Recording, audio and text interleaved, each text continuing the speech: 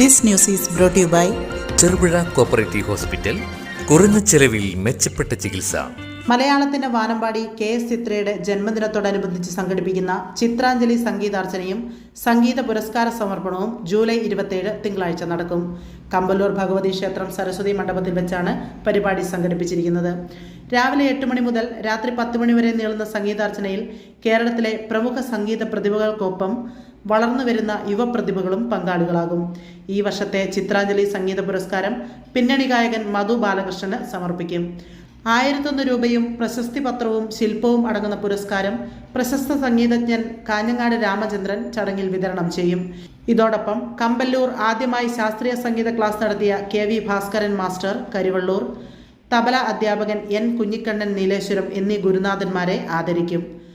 കമ്പല്ലൂരിൻ്റെ ചരിത്രവും പാരമ്പര്യവും പ്രതിപാദിക്കുന്ന തങ്കച്ചൻ കടുമേനി രചിച്ച കമ്പല്ലൂർ കമ്പങ്ങൾ എന്ന പുസ്തകത്തിൻ്റെ പ്രകാശനവും വേദിയിൽ നടക്കും. വാർത്താ സമ്മേളനത്തിൽ ചിത്രാഞ്ജലി സംഘാടക സമിതി ഭാരവാഹികളായ TV Chandran, MV Raghavan master, MV Sathyan, P Sajeevan Vaidyar, Babu Nambiar, Rajikumar Kamballur, Thankachan Kadumeni, Santhosh Chaithanya എന്നിവർ പങ്കെടുത്തു. കമ്പല്ലൂർ ശ്രീ ഭഗവതി ക്ഷേത്രത്തിൽ കഴിഞ്ഞ വർഷം മുതൽ നമ്മുടെ മലയാളത്തിൻ്റെ പ്രസിദ്ധ ഗായകൻ, മലയാളത്തിൻ്റെ അഭിമാനമായ KS ചിത്രയുടെ ജന്മദിനമായ ജൂലൈ 27 ചിത്രാഞ്ജലി എന്ന പേരിൽ കേരളത്തിനകത്തും പുറത്തുമുള്ള പ്രമുഖരായിട്ടുള്ള സംഗീതജ്ഞർ പങ്കെടുക്കുന്ന ഒരു മുഴുനീള സംഗീത അർച്ചന നടന്നു വരികയാണ്.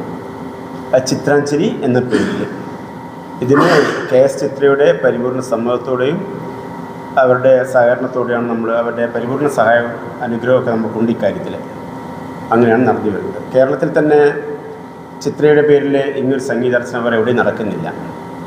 ഇത് പറയുമ്പോൾ ഓർമ്മിക്കേണ്ട ഒരു കാര്യം, കൊല്ലൂർ മൂകാംബിക ക്ഷേത്രത്തിൽ യേശുദാസിൻ്റെ ജന്മദിനമായ ജനുവരി 10 എല്ലാ വർഷവും സംഗീതാർച്ചന നടക്കുന്നുണ്ട്. അതിൻ്റെ വിശദവിവരങ്ങളൊക്കെ സത്യം സന്തോഷം പറയും. അപ്പോൾ അതുപോലെ KS ചിത്രയുടെ പേരിൽ ഇന്നിപ്പം ലോകത്തിൽ തന്നെ ഒരേ ഒരു സ്ഥലത്ത് മാത്രമേ ഈ ഒരു പരിപാടി നടക്കുന്നുള്ളൂ, ചിത്രാഞ്ജലി എന്നുള്ള പേരിൽ. ഈ വർഷം മുതൽ ഒരു ചിത്രാഞ്ജലി അവാർഡ് കൂടെ ഏർപ്പെടുത്തിയിട്ടുണ്ട്. ചിത്രാഞ്ജലി അവാർഡിന് ഈ വർഷം അർഹനായിരിക്കുന്നത് നമ്മുടെ ദേവഗായകൻ എന്നറിയപ്പെടുന്ന ശ്രീ മധു ബാലകൃഷ്ണനാണ്. അപ്പോൾ ഈ ഒരു ദിവസത്തെ പരിപാടി എന്ന് പറയുമ്പോഴത്തേക്ക് ശരിക്കും ഏകദേശം 14 മണിക്കൂറോളം, രാവിലെ 8 മണിക്ക് തുടങ്ങിയിട്ട് രാത്രി 10 മണി വരെ ഉള്ള അനുസ്യൂതമായിട്ടുള്ള സംഗീതാർച്ചന നടക്കുന്നത്. ഇതിൽ ഏകദേശം 100-ലധികം ഗായകർ, വളർന്നു വരുന്നതും പ്രതിഭകളും എസ്റ്റാബ്ലിഷ്ഡ് ആയിട്ടുള്ള ഗായകർ പങ്കെടുക്കാൻ താല്പര്യം ഇങ്ങോട്ടേനെ അറിയിച്ചിട്ടുണ്ട്.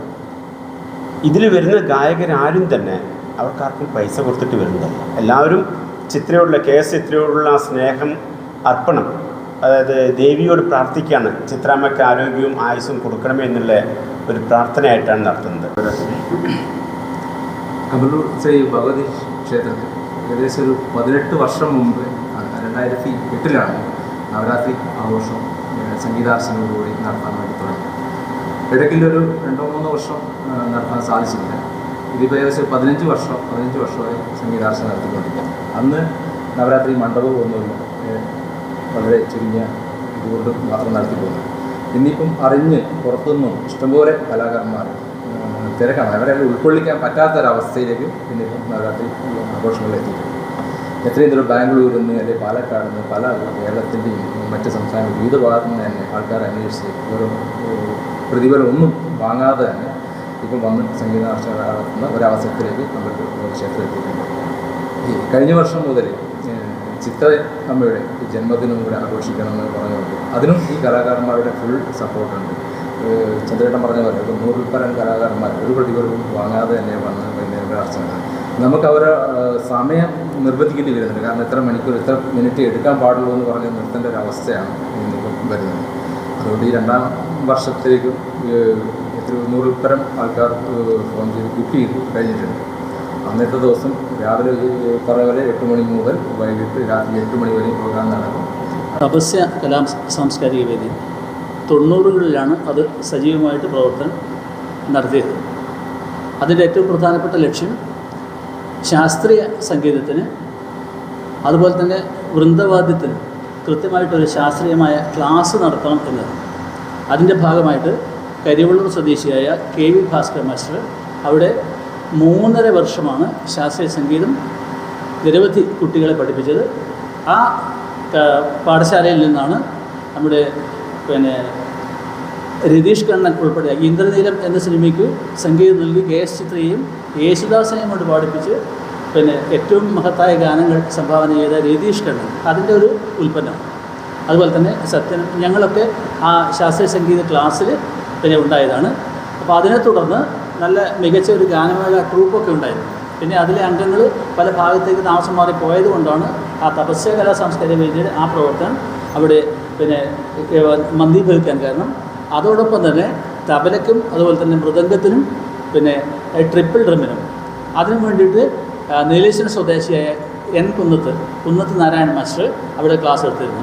ഈ 2 ഗുരുനാഥന്മാരെ ആ വേദിയിൽ 27-ാം തീയതി നടക്കുന്ന ചിത്രാഞ്ജലിയുടെ വേദിയിൽ വെച്ച് ആദരിക്കും. ഈ വർഷത്തെ ചിത്രാഞ്ജലിയുടെ അതിൻ്റെ കാര്യങ്ങൾ സൂചിപ്പിച്ചു.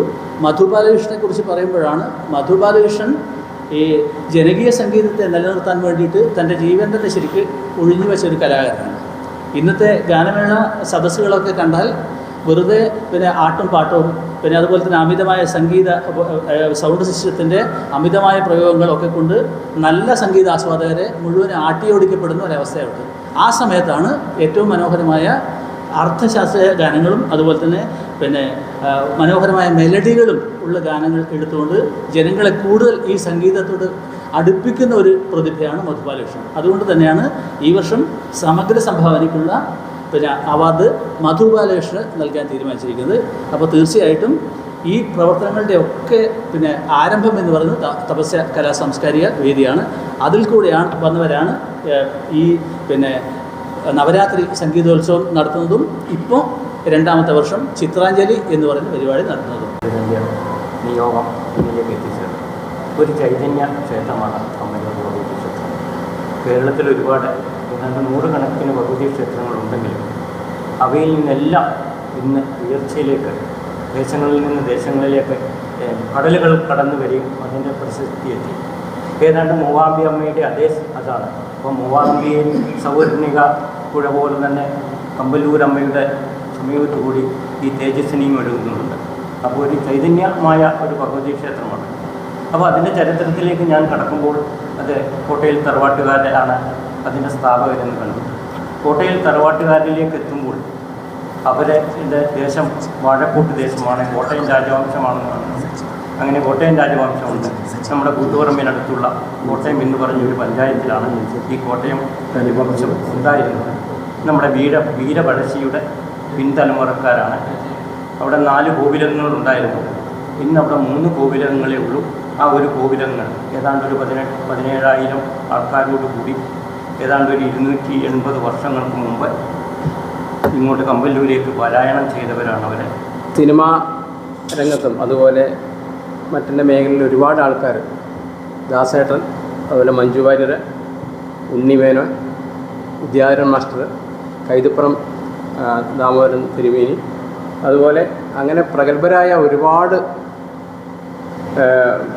സിനിമാ സംഗീത ലോകത്തിൻ്റെ ആൾക്കാർ ക്ഷേത്രത്തിൽ പലതവണയായിട്ട് വരികയും അവർ സംഗീതാർച്ചന നടത്തുകയും ദർശനം നടത്തുകയും ചെയ്തിട്ടുണ്ട്. അതുമാത്രമല്ല എല്ലാ മതത്തിൽപ്പെട്ട ഒരു മതേതരമായിട്ടുള്ള ഒരു കാഴ്ചപ്പാടുള്ള ക്ഷേത്രമുണ്ട്. എല്ലാവർക്കും വന്നിട്ട് അവിടെ പ്രാർത്ഥന ചെയ്യാനും സംഗീതാർച്ചന ചെയ്യാനുള്ള ഒരു വേദിയും കൂടിയാണ് കമ്പല്ലൂർ ശ്രീ ഭഗവതി ക്ഷേത്രം. ക്ഷേത്ര ആചാരപ്രകാരം എല്ലാ ആൾക്കാർക്കും അവിടെ ദർശനം നടത്താനുള്ള എല്ലാ ഇതും നാട്ടുകാർ ദേവസ്വം ബോർഡും അതിന് സംവിധാനം ചെയ്തിട്ടുണ്ട്. മലയോരത്തിന്റെ മണ്ണിൽ ആതുര ശുശ്രൂഷ രംഗത്ത് സഹകരണ മേഖലയുടെ നിറച്ചാർത്ത് ചെറുപുഴ കോപ്പറേറ്റീവ് ഹോസ്പിറ്റൽ.